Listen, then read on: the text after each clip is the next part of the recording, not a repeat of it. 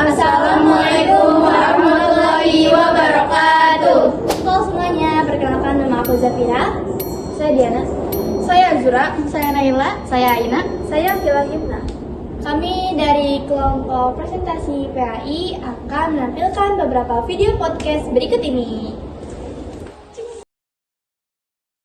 Halo semuanya, kembali lagi di podcast Rumah Kita, tempat kita bicara bersama. Lalu di sini kita kedatangan tamu istimewa nih. Ada Kak Aina dan juga Kak Naila. Halo. Hai. Senang banget bisa diajak ngobrol di sini.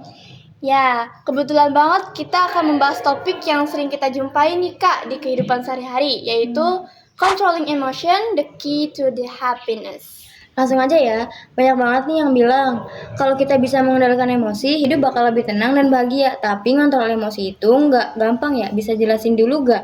Kenapa sih emosi itu penting untuk dikendalikan? Pertanyaan bagus banget. Jadi gini, emosi itu adalah sinyal dari tubuh kita dan pikiran kita. Kalau kayak alarm, kalau kita membiarkan emosi itu meledak tanpa kendali, kita akan dia akan bisa mengambil alih logika kita. Nah, kalau kita bisa mengelola emosi, bukan memendam ya, tapi mengelola, kita dapat mampu berpikir jernih, membuat keputusan yang sehat, dan tentu saja menjalani hidup dengan lebih damai. Dan itu kunci kebahagiaan jangka panjang.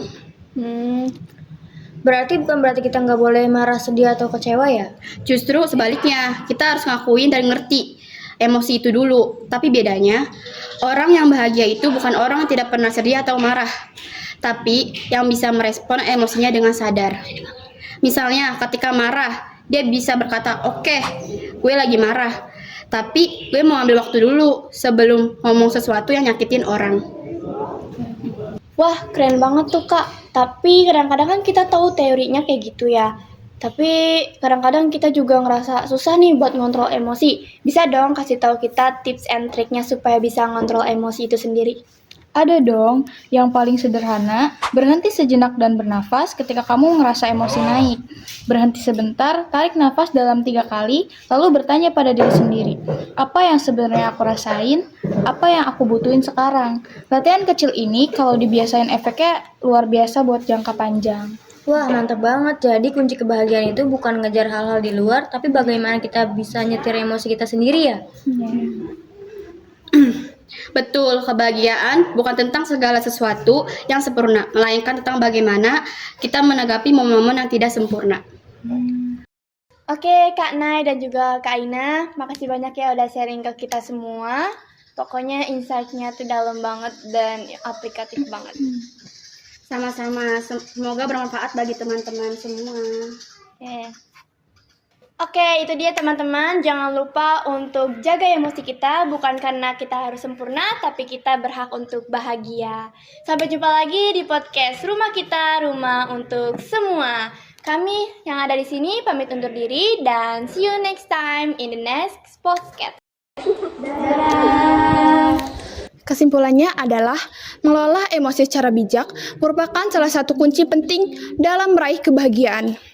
Dengan kemampuan mengendali, memahami, dan mengendalikan emosi, seseorang dapat menghadapi berbagai situasi dengan lebih tenang dan positif. Hal ini membantu menjaga hubungan yang sehat, mengurangi stres, serta meningkatkan kualitas hidup secara keseluruhan.